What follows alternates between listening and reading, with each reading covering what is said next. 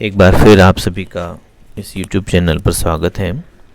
छात्रों, पिछले वीडियो में हमने मानव पर्यावरण संबंधों के बारे में शुरुआत की थी और उसमें हमने पर्यावरण को समझने का प्रयास किया था। हमने पिछले टॉपिक में पर्यावरण क्या है और प्राकृतिक और सांस्कृतिक वातावरण किस तरह से बनता है, पर्यावरण के तत्व, संरचना, इन सभी बातों पर ध्यान दिया था। अब हमें इसमें देखना है कि मानव पर्यावरण संबंध क्या है, किस तरह से इन संबंधों की हम व्याख्या कर सकते हैं। मानव प्रत्येक प्रकार की क्रियाओं के लिए पर्यावरण पर निर्भर है। मानव एक कलाकार के रूप में पर्यावरण द्वारा प्रदत्त रंगमंच पर कार्य करता है। कहीं वह पर्यावरण उसे प्रभावित करता है तो कहीं वह उसके साथ अनुकूलन और परिवर्तन करता है।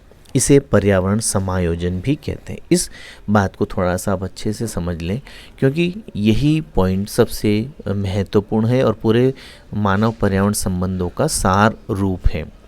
मैंने पिछले वीडियो में भी आपको अनुकूलन का अर्थ बताया था कि जहाँ मानव के रहने तो उपयुक्त दशाएं नहीं हो, अनुकूलन का मतलब मानव अपने अनुसार उसको थोड़ा सा परिवर्तन करके अपने अनुकूल बनाने का प्रयास करता है। तो ये अनुकूलन है और इसी अनुकूलन को हम समायोजन के नाम से जानते हैं। मानव भूगोल के सिद्धांतों को समझने के लिए यह जरूरी है कि मानव और उसके पर्यावरण के आपसी संबंधों को समझा जाए और इन संबंधों को समझने के लिए पर्यावरण के प्रभावों का अध्ययन आवश्यक है। व्हाइट और रेनर नामक विद्वान ने पर्यावरण के महत्व को समझाते हुए बताया कि भौतिक वातावरण मानव के बड़े समूह को प्रत्यक्ष रूप में और प्राथमिक तरीके से प्रभावित करता है। प्रत्येक समूह, जनजाति, राज्य, राष्ट्र और पृथ्वी के सभी साम्राज्य इसके द्वारा सीधे तौर पर सफलता के साथ निरंतर रूप से प्रभावित होते हैं। मानव की कोई भी बड़ी महत्वपूर्ण क्रिया बिना इसकी सहायता के, बिना इसकी रुकावटों और निर्देशों के स्वतंत्र नहीं है। प्राकृतिक पर्यावरण मानव समाज के लिए वही करता है जो सामाजिक पर्यावरण व्यक्तिगत मनुष्य के लिए करता है। तो इस तरीके से व्हाइट और रेनर ने पर्यावरण के महत्व को दर्शाया है और ये समझाने का प्रयास किया है कि पर्यावरण की अनुमति के बिना मानव पृथ्वी पर विकास नहीं कर सकता। मानव भूगोल की जानी मानी विद्वान सैंपल, जो कि रेडजेल की शिष्या थी, अमेरिका की विद्वान थी ये, और निश्चयवाद की कट्टर समर्थक थी। पिछले टॉपिक में मैंने आपको बताया था पर्यावरण निश्चयवाद क्या होता है। मानव पर पड़ने वाले भौगोलिक प्रभावों को इन्होंने 4 भागों में बांटकर बताया। पहला था प्रत्यक्ष प्रभाव, जब पर्यावरण के सभी तत्व में जलवायु का सबसे अधिक प्रभाव पड़ता है और ये मानव को प्रत्यक्ष रूप से प्रभावित करता है। जलवायु का प्रभाव वनस्पति मिट्टियों द्वारा मानव पर पड़ता है। इसका प्रभाव मानव के कद, शरीर की रचना, रंग रूप आदि पर भी पड़ता है। पर्यावरण मानव की शारीरिक शक्ति को भी अप्रत्यक्ष रूप से प्रभावित करता है, जिससे उसके शरीर का एक भाग दूसरे की अपेक्षा अधिक सुदृढ़ बन जाता है। सैंपल ने उदाहरण देते हुए समझाया कि पहाड़ी क्षेत्रों में जो लोग रहते हैं उनके पांव बहुत मजबूत और हाथ कमज़ोर होते हैं। मतलब कमज़ोर तो नहीं कह सकते, लेकिन पांवों की अपेक्षा कम बलशाली होते हैं।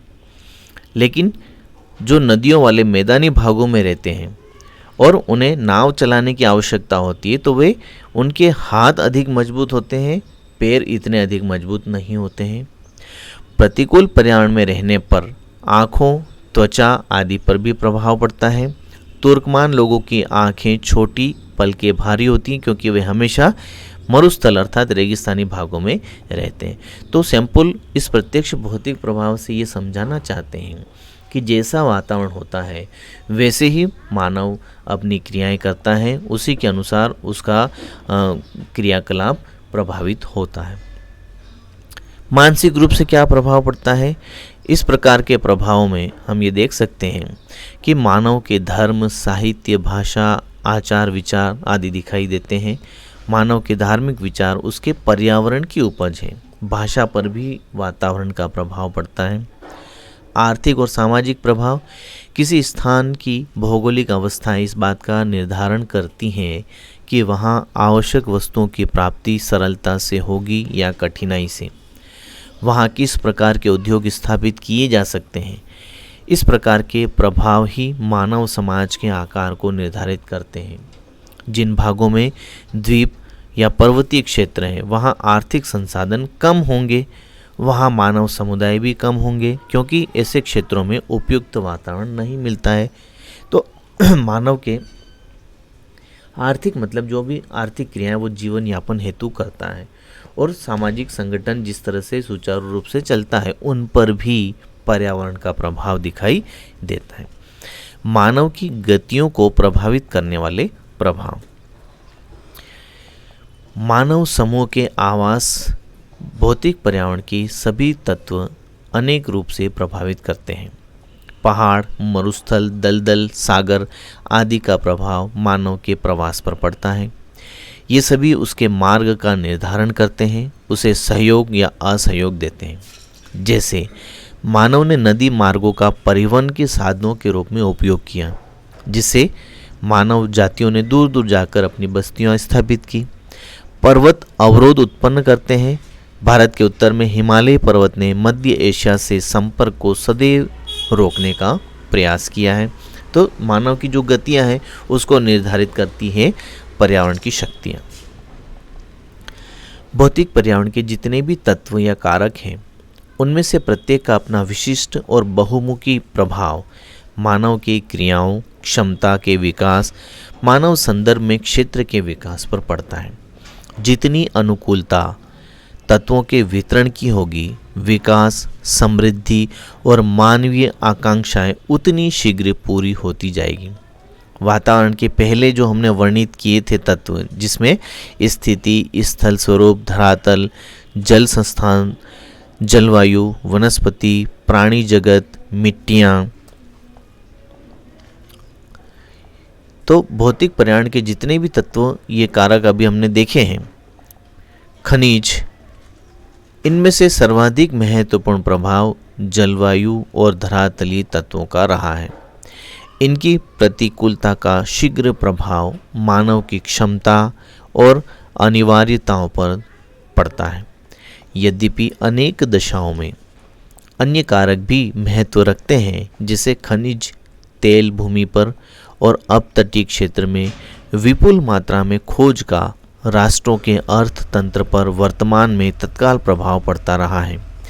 यही स्थिति बहुमूल्य खनिजों की खोज में भी उत्तर मध्य युग में बनी रही। अन्य तत्वों के प्रभाव की भी यही वस्तु स्थिति है। तो कुल मिलाकर भौतिक वातावरण के जितने भी तत्व हैं वे सभी मानव को किसी न किसी रूप में प्रभावित करते हैं, लेकिन इन सभी में जो सबसे महत्वपूर्ण कारक है और जिसका प्रभाव पड़ता है वो है जलवायु और धरातलीय तत्व का। पर्यावरण से सामंजस्य या समायोजन, जिसमें हमने अनुकूलन की बात की थी।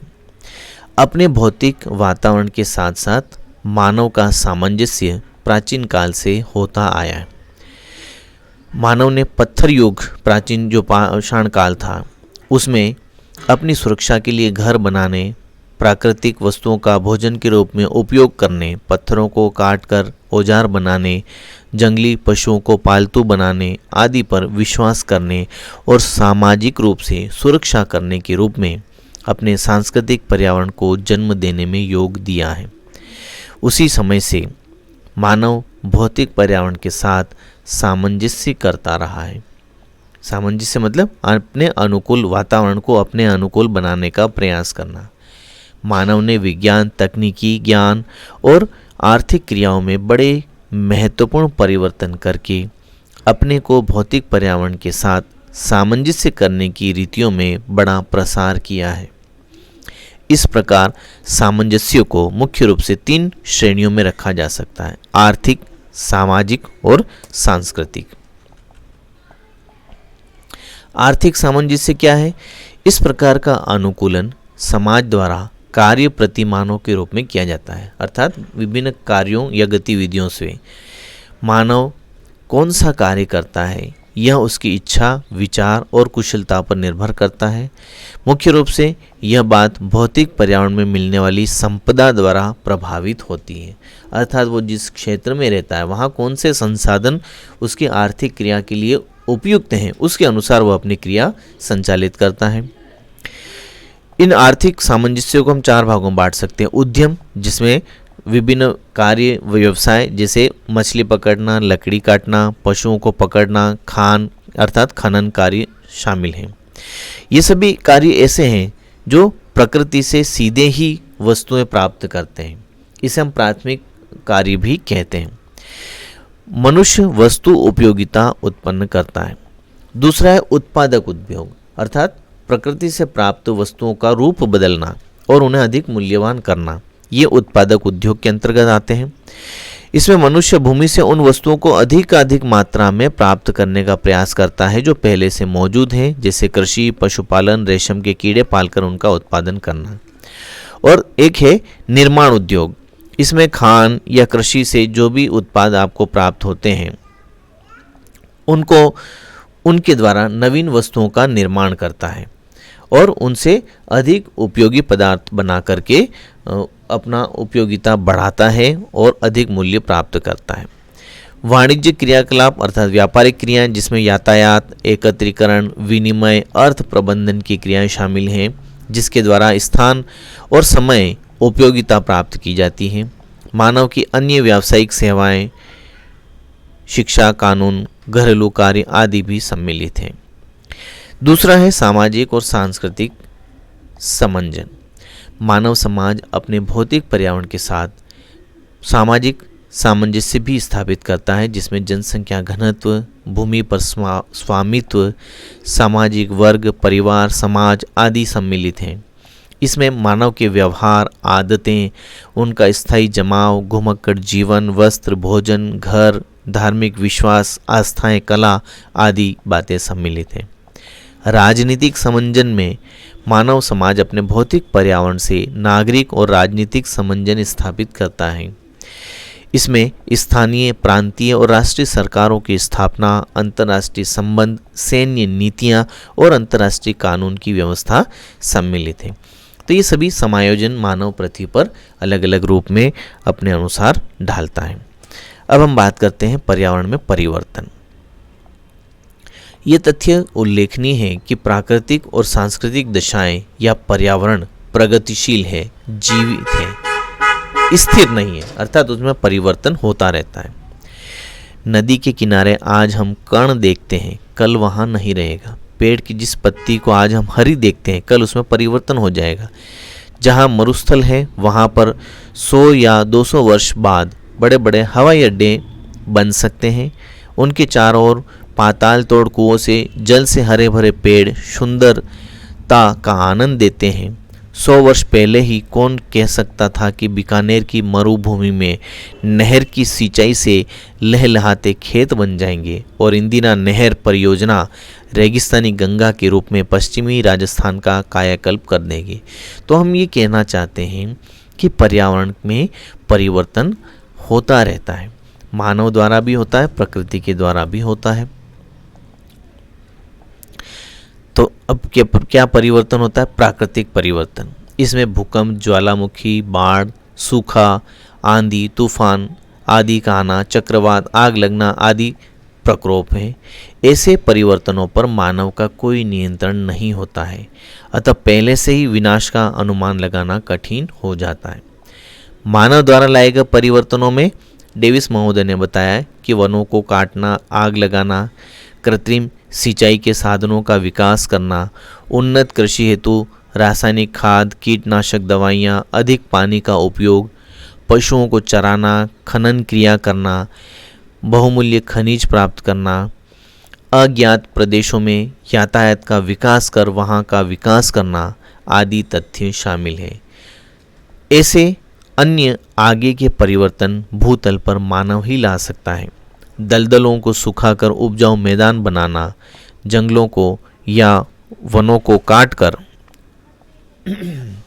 कृषि योग्य भूमि में बदलना, पहाड़ी ढालों पर खेती करना, शुष्क भागों में नहरें बनाकर उन्हें सिंचित करना आदि कार्य मानव की सफलता की कहानी है।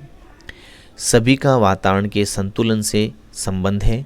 आज भूमि, जल, वायु प्रदूषण के विकराल स्वरूप का कारण भौतिक पदार्थों का अवैज्ञानिक उपयोग और विविध उद्योगों के घातक उत्पादों और उप उत्पादों के साथ जुड़ा है। ऐसा प्रभाव अनेक प्रकार के भौतिक, सामाजिक, सांस्कृतिक पर्यावरण पर प्रतिकूल प्रभाव के रूप में भी दिखाई देता है। हम ये कहना चाहते हैं इसमें कि प्राकृतिक पर्यावरण में जो परिवर्तन होते हैं, जो प्रकृति के द्वारा होते हैं, लेकिन प्रकृति में मानव भी अपने क्रियाओं द्वारा बहुमूल्य परिवर्तन करता है। उसमें विकास तो है ही सही, कई तरह के विकास करता है, लेकिन विकास की दौड़ में वो इतना अंधा हो जाता है कि वो प्रकृति के संतुलन को बिगाड़ने लग जाता है, जिसकी वजह से कई तरह की समस्याएं उत्पन्न हो जाती हैं। और ये सब होता है भौतिक पदार्थों के अवैज्ञानिक तरीके से उपयोग करने के कारण। एक विद्वान थे शर्लोक, उन्होंने बताया कि भौतिक विश्व में परिवर्तन करने वाली शक्तियों में से मानव सबसे शक्तिशाली है। मानव के कार्यों की तुलना में अन्य कीड़े मकोड़े या जीव नगण्य हैं। मानव विनाशकारी शक्तियों की भांति काम करता है। वनों को साफ करना, खान खोदकर भूमि में गड्ढे बनाना, ये सब क्रियाएं मानव के द्वारा की जाती हैं। ये सब क्रियाएं जीव भी करते हैं, लेकिन उससे उतना अंतर नहीं पड़ता है। अब बात करते हैं हम पर्यावरण से अनुकूल, किस तरह से अनुकूलन किया जाता है। पर्यावरण में होने वाले परिवर्तन से या दूसरे पर्यावरण में अपने को उनके अनुसार बदल लेना अनुकूलन कहलाता है। पर्यावरण के परिवर्तनों का सामना करने के लिए शरीर में जो प्राकृतिक संशोधन होता है उसे ही हम समायोजन कहते हैं। जैसे अधिक गर्मी का सामना करने के लिए शरीर से जो पसीना छूटता है, उससे शरीर ताप सहन करने की स्थिति में हो जाता है। मानव बाह्य पर्यावरण की उन दशाओं से जो उसके कार्यों में बाधा डालती हैं उपयोजन करने का प्रयास करता है, अर्थात समायोजन करने का प्रयास करता है। और यदि इस कार्य में उसे सफलता नहीं मिलती है तो वह उसके परिवर्तन करने में लग जाता है। आई बात समझ में? यदि किसी क्षेत्र विशेष में कुछ समय के लिए कृषि नहीं की जाए तो अनुकूल दशाओं में वहाँ घास या वनों की उत्पत्ति होना स्वाभाविक है। इसलिए मानव को अपने पर्यावरण से समायोजन करने के लिए निरंतर क्रियाशील रहना पड़ता है। एक विद्वान थे डॉक्टर टेलर, उन्होंने बताया कि प्रकृति मानव के लिए एक प्रकार की योजना प्रस्तुत करती है और मानव उस योजना को स्वीकार या अस्वीकार कर सकता है। ये योजनाएं जो होती हैं एक प्रकार से अवसर प्रदान करती हैं, जिन्हें मानव चाहे स्वीकार करे चाहे ठुकरा दे, लेकिन मानव का हित इसी में है कि वह इन अवसरों का लाभ उठाए और अपने पर्यावरण से उपयोजित कर ले, अर्थात अनुकूलन कर ले। अनुकूलन कितने प्रकार का होता है इस पर हम बात कर लेते हैं। भौतिक या शारीरिक अनुकूलन, इसमें प्राकृतिक नियमों के अधीन या अनिवार्य रूप से हुआ करता है। मानव की इच्छा प्रयत्न का इस पर कोई प्रभाव नहीं पड़ता है। प्राकृतिक दशाएं और शक्तियां मानव को प्रभावित स्पष्ट रूप से करती हैं। जैसे भूमध्य रेखीय वन प्रदेशों में तीव्र ताप अर्थात धूप के कारण मानव का रंग काला हो जाता है। अब इसमें मानव का कोई रोल नहीं है। शीत प्रधान प्रदेशों में पीला या सफ़ेद, क्योंकि वह सूर्य के प्रकाश की कमी रहती है। ताज़ी हवा से मनुष्य को उद्दीपन मिलता है, स्टिम्युलेशन मिलता है। पहाड़ी भागों के निवासी इसी स्वच्छ वायु के कारण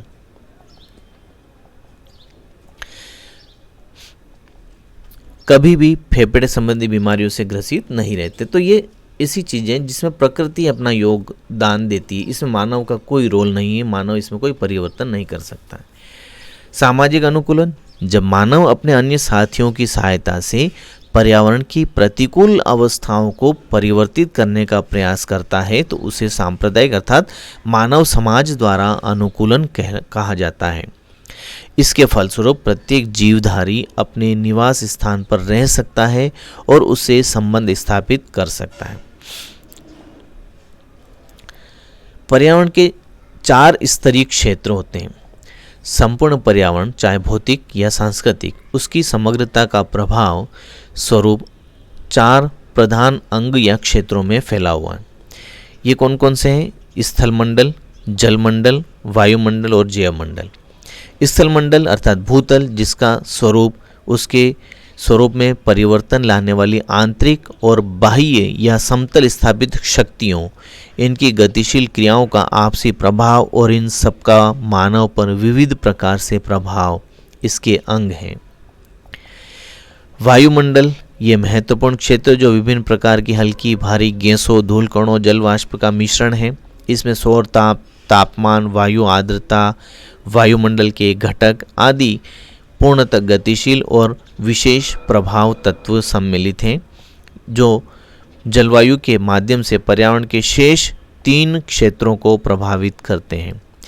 इनकी अंतःक्रियाएं परस्पर व्यापी और एक दूसरे की पूरक होती हैं। इन सब का अब तक मानव पर प्रभाव सार्वभौमिक होते हैं माना जाता रहा है।